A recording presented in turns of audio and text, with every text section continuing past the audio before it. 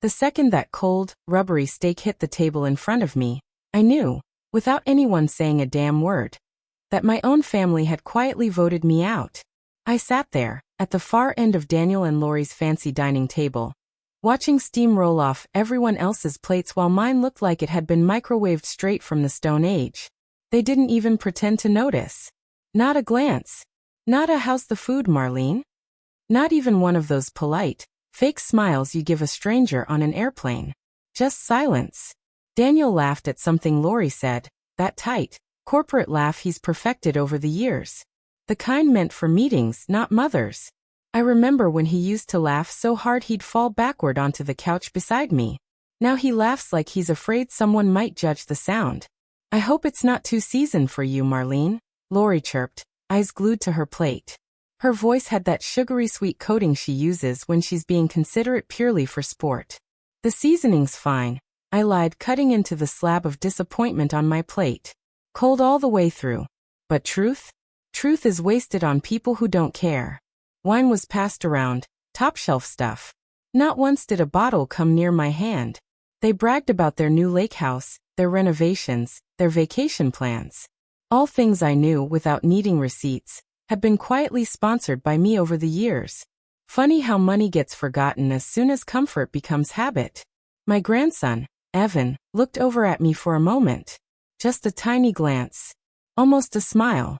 But then Lori tapped his wrist and redirected him, as if my existence might distract him from the conversation more important than his own grandmother. Dessert came, something glossy, expensive, the kind restaurants write long descriptions about. Everyone got full slices. Mine looked more like a sample. Daniel walked me to the door, but even then his eyes stayed on his phone. "Drive safe, Mom." "I always do." Outside, the night air felt warmer than the home I just left behind. And somewhere between the porch and my car, something clicked inside me. Not loudly, not angrily, but in that quiet, irreversible way a final decision forms.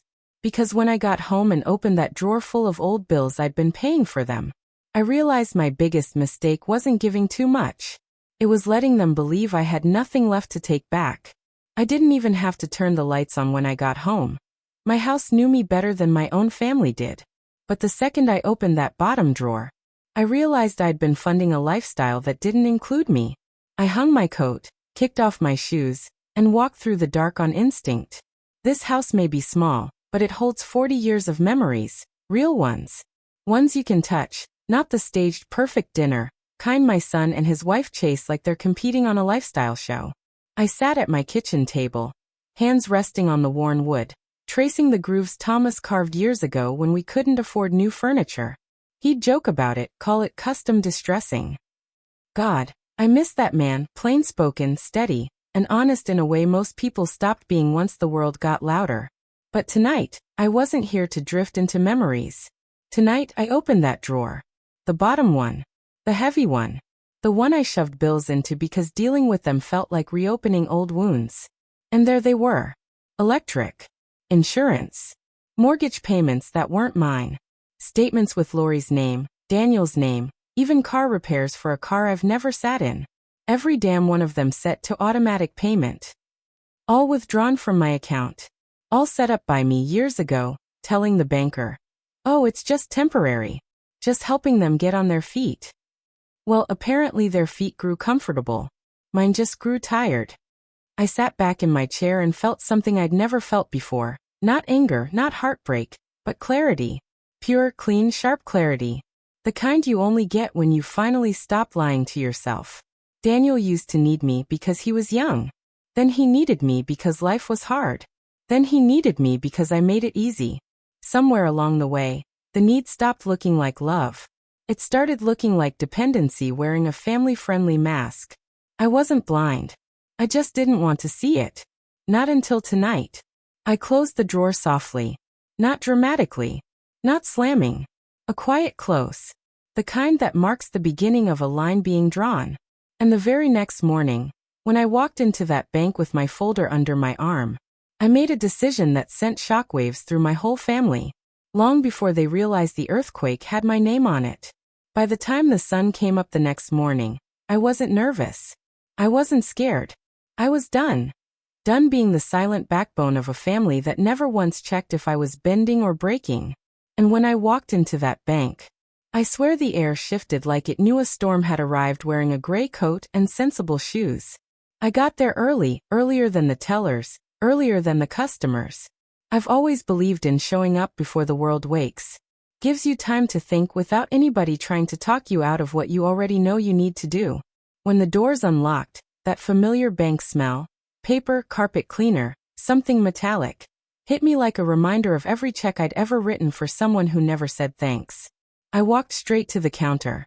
"Good morning," the young man said with a smile that hadn't yet been tested by life. "How can we help you today?" "I need to speak with Carla Simmons," I told him, steady as a church bell.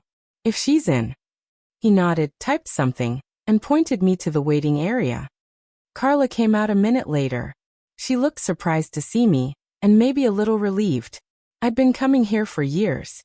She knew my story, even the parts one never said out loud. "Morning, Marlene," she said warmly. "What brings you in?" And just like that, the dam inside me didn't break. It leveled itself. "I need to shut down every automatic payment connected to my account," I said. "All of them. Effective immediately." She blinked, then gently set her glasses on her desk. "Are you sure?" "Yes." "And the shared credit cards?" "Freeze them. All 3. She typed slowly at first, then with more certainty. "And the secondary signer on your account?" "Daniel." That part. That one felt like clipping a cord I'd kept tied around my heart for years. "Remove him." Carla looked at me, not in judgment, but in that quiet way women look at each other when they recognize a long overdue decision. "All right," she said. "I'll get the paperwork." 20 minutes later, I signed my name on more lines than I could count. But with every stroke of the pen, I felt lighter. Free even. When I stepped back outside, the morning air felt brand new, like the first breath after you stop drowning. And the moment I got home, before I even hung up my coat, my phone started ringing. Daniel and Lori learning, in real time, that their safety net had finally cut the rope. I hadn't even set my purse down when my phone lit up like a wildfire. Call after call after call. And every one of them said the same thing without saying it. They finally realized their wallet had stopped walking. The phone vibrated across my kitchen counter, like it was trying to run from the chaos on the other end. "First call, Lori." I let it ring. If I answered her first, she'd think she outranked me. She always did. Then came Daniel. His name flashed on the screen. My own son. Looking more like a bill notification than a human being. I didn't answer him either. I poured myself a glass of water. Slow. Calm. At 72, I've earned the right to drink water without sprinting to soothe someone else's crisis. The voicemail icon blinked. Then blinked again. I could practically feel the panic through the screen. A message came through, short, clipped, exactly how Daniel sounds when something inconveniences him. "Mom, call me. Something's wrong with the card." A minute later. "Did the bank freeze our joint accounts?" "They won't tell me anything." Our joint account. Funny word. Our, considering I was the only one who ever put anything in it. Then Lori chimed in. "Helen, this is serious. My card was declined at the pharmacy. Can you explain what's going on?" Explain? As if I owed her a PowerPoint presentation on personal responsibility. The phone buzzed nonstop. Rapid-fire texts, missed calls, notifications stacking like a tower of panic. Their world, built on my quiet generosity, was finally cracking. I moved through my kitchen like nothing unusual was happening. Washed an apple. Opened a window. Let the breeze in. You'd be amazed how peaceful life feels when you finally stop paying for everyone else's. And then, a different ringtone. A softer one. Evan. My grandson. I answered before the first ring finished. "Grandma." His voice was small, worried. "Mom and Dad are freaking out. Dad tried to get gas and the pump locked. They're calling the bank every 5 minutes. Did something happen?" I sat down, the chair creaking under me like it was sighing in relief. "I made some changes," I said gently. Changes that were overdue. He didn't judge. He didn't scold. He just breathed quietly on the other end. "I figured," he whispered. "You didn't look happy last night." Kids notice more than adults ever do. Don't worry about them, I told him. Adults get loud when they're confused. He gave the softest laugh. Yeah, they're really loud right now. When we hung up, the house settled into a calm I hadn't felt in years. But the peace didn't last long, because panic always grows before it bursts. By mid-afternoon, their confusion turned into anger. And anger turned into something louder. Because soon they weren't just calling. They were coming to my house. I heard them before I even saw the car. Two angry voices spilling out onto my quiet street, tearing through the calm like they owned the right to storm my life. And that's when I knew. They weren't coming to talk. They were coming to take back control. Around 3 in the afternoon, the phone went strangely quiet. Not peaceful quiet, danger quiet. The kind right before a pot boils over. I was folding a few towels when I heard it. The sharp slam of a car door, followed by the hurried crunch of footsteps on my walkway. Heavy ones. Determined ones. I didn't need to look. It was Daniel. He only walks that way when he's angry or when he wants something from me. Usually both. Then another voice. Higher, sharper, slicing through the air like a thrown knife. Lori. They thought they were being discreet, but anger has a volume all its own. What did she do? Lori snapped. You said she wouldn't pull something like this. Well, apparently she did. Daniel shot back. I stayed in my chair, hands resting calmly on my lap. A second later, the pounding started. Bam, bam, bam. Mom, open the door. I didn't move. The doorknob rattled, just like I knew it would. Daniel still believed he had access to everything in my life, even the things I'd finally locked. Mom, seriously, we need to talk, he shouted, voice cracking in a way I hadn't heard since he was a teenager. I stood up slowly, not to answer, but to turn on the kettle. Let the water boil. Let them wait. Outside, I could hear them arguing. You said she'd fix it. Lori hissed. I didn't think she'd freeze everything. Well, she did. And now I'm standing out here looking like an idiot. Oh, now she knew what that felt like. I walked quietly to the front window and pulled the curtain back just enough to see without being seen. Daniel looked lost, genuinely lost, for the first time in years. Lori looked furious that the universe wasn't bowing to her schedule. Another round of knocking. Mom, please, just talk to us. Not a request. A demand dressed as desperation. But I'd spent decades responding to every panic they tossed my way. This time I wasn't budging. Eventually the knocking stopped. Voices lowered. Then footsteps retreated down the porch steps. A car door slammed. Another argument. Then the engine roared to life. They didn't leave peacefully. They left plotting their next move. And the next day, they didn't send anger to my doorstep. They sent someone else. Someone I didn't expect. Someone who walked up my path with hesitation, not entitlement. I braced myself for another round of pounding on the door, but instead, the next morning brought a soft, uncertain knock. The kind that doesn't demand entry. The kind that asks permission. And that's when I knew. Whoever was on the other side wasn't here to fight me. They were here because the truth had finally shaken somebody awake. The house was quiet when I heard it, 3 gentle taps. Not Lori. Not Daniel. Those two knock like they're trying to summon law enforcement. This knock felt respectful. Almost nervous. I opened the door to find Lisa, Lori's sister, standing on my porch with her hands tucked into her jacket pockets and her expression pulled tight with worry. She looked nothing like her sister. No stiff posture, no judgmental eyebrows, no I know better than you attitude. Mrs. Grant, she said softly, I'm sorry to just show up. I didn't want to call in case it upset you. Upset me? The irony almost made me laugh. I'm all right, I told her. What brings you here? She shifted her weight, clearly uncomfortable. Daniel asked me to check on you. He said you've been making decisions he doesn't understand. I raised an eyebrow. That was one way to phrase years of financial dependence suddenly cut off. Lisa continued. I'm not here to pressure you. I know my sister. And I know my brother-in-law. And I know they're both scared right now, but they're not exactly great at admitting that. Her honesty surprised me more than anything that had happened in the last 24 hours. She looked down at her hands. And I'm I'm sorry if they've taken advantage of you. I've seen it for a long time. I just didn't feel like it was my place to step in. I exhaled, not out of anger. Out of recognition. Not everyone in a family is blind. Some just stay quiet to avoid becoming the villain. Thank you for coming, I told her. And I meant it. She nodded, relieved. They're figuring out now just how much you were doing for them. It's chaos over there. She gave a weary smile. But maybe it's a wake-up call they needed. Maybe. But wake-up calls don't fix the years that came before them. If you need anything, Lisa added, stepping back toward her car. If you just want someone to talk to, I'm around. And I won't repeat anything you say. The offer was gentle, real. And for a moment, I felt something besides exhaustion. Something like support.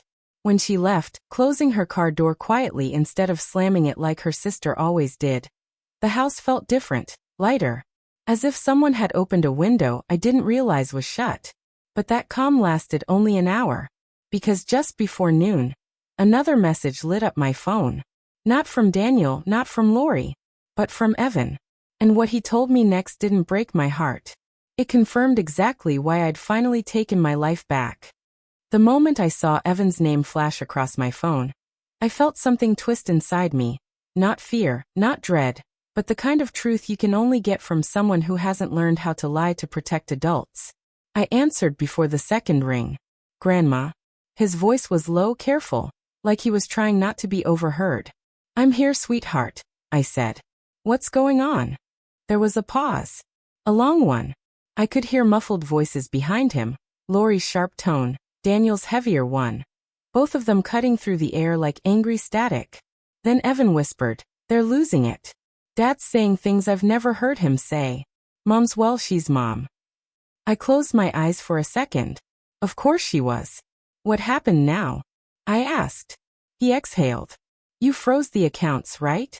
Yes, I said. No hesitación. No regret. Well, he continued. They're acting like the world ended. Dad said something about the mortgage not going through. Mom's upset she couldn't order her skincare stuff online. They're blaming everyone but themselves. That sounded exactly right. Then his voice softened. And they're blaming you the most. I felt the words land. Not painfully, just heavily. Like a truth I already knew being said out loud by the only person brave enough to speak it. And you? I asked quietly. What do you think? Another pause. Then he said something that tightened my chest in the gentlest way. I think they forgot you're a person. My throat tightened before I could stop it. Because out of everyone in that family, Evan was the only one who saw the truth without twisting it to fit their comfort. He continued, still whispering, last night? At dinner? The way they treated you? I knew something wasn't right. And honestly, I'm kinda glad you did what you did. I didn't do it to hurt them, I murmured. I know, he said immediately.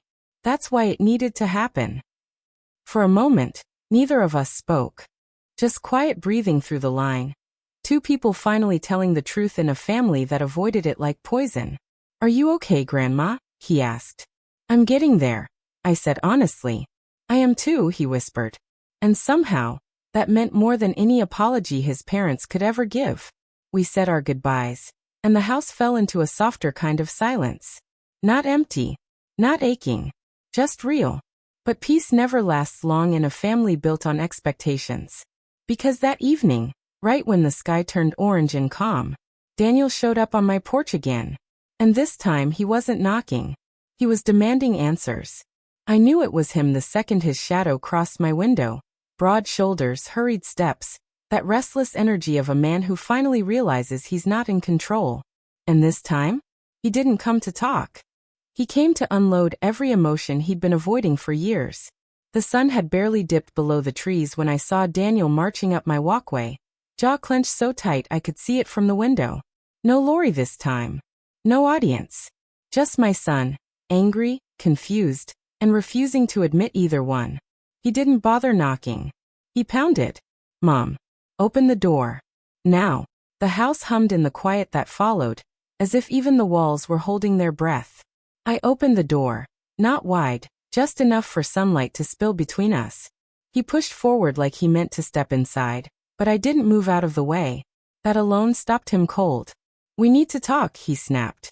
Then talk, I said calmly. Right where you are. His eyes flashed, not with anger alone, but something sharp beneath it. Fear. He hated being vulnerable. Always had. Why did you do it? He demanded. Why freeze the accounts? Why take my name off the bank? Why, Daniel? I cut in gently. None of that was yours. He blinked, thrown by how simple the truth sounded. I continued.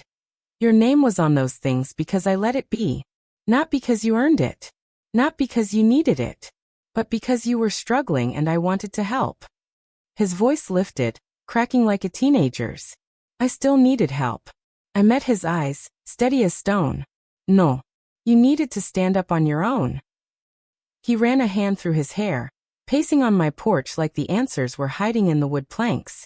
You blindsided us, he muttered. You stopped seeing me, I replied. He froze mid-step.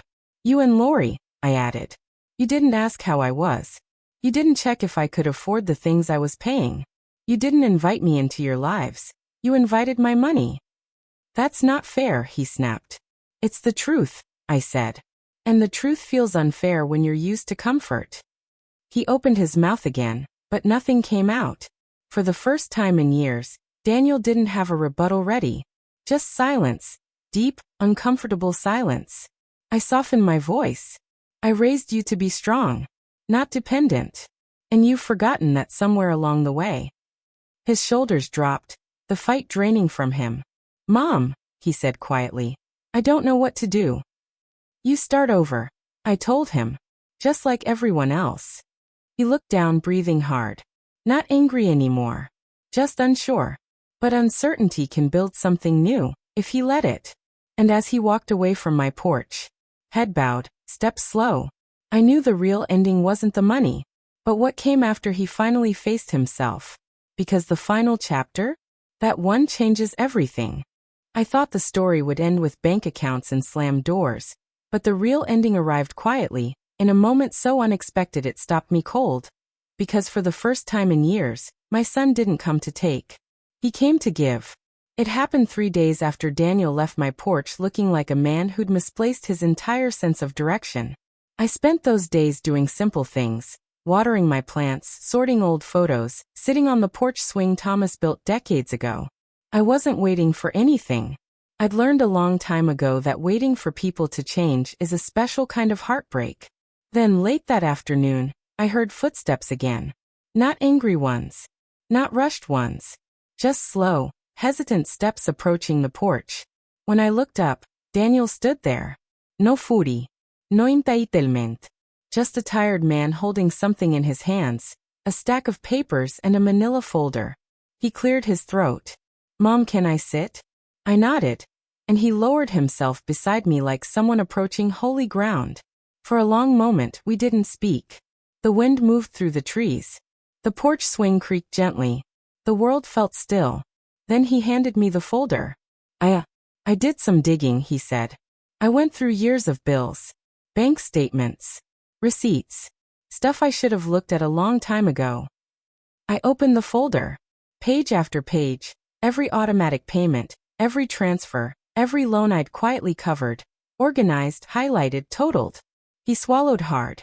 Mom, you've paid nearly $100,000 for us over the years. I didn't say anything. There was nothing to say. He continued, voice shaking. I didn't realize. I didn't want to realize. It was easier to just let you handle things. And that's on me, not you. His eyes misted. Not dramatically, not for effect. Just the way a man's eyes do when the truth finally catches up to him. I'm sorry, he said. Not just for the money. For everything. For forgetting who you were. For treating you like an ATM wearing a cardigan. I let out a breath I didn't know I'd been holding. He went on. I talked to Evan. He said you looked sad at dinner. He said you weren't being treated right. And he was right. Evan. That sweet boy had done more healing in our family than any adult had ever managed. Daniel wiped his face. I don't want your money. I don't want your accounts. I want to fix this. I want us back. The swing creaked again, slow and steady. Finally, I said, then we start with boundaries. And respect. And honesty. No more pretending things are fine when they're not. He nodded immediately. I can do that. For the first time in a long time, I believed him. As he stood to leave, he paused at the steps. Mom. Yes. I love you. Not what you give. Not what you do. Just you. And just like that, the story didn't end with revenge or bitterness. It ended with truth. With growth. With a family finally learning the difference between loving someone and using them. And if you've ever felt taken for granted, ever felt invisible in your own family, remember this. The moment you stand up for yourself is the moment the whole story changes. Sometimes all it takes is one brave no. If you felt this story, if it hit even a little close to home, don't forget to like the video, drop a comment, and subscribe to the channel.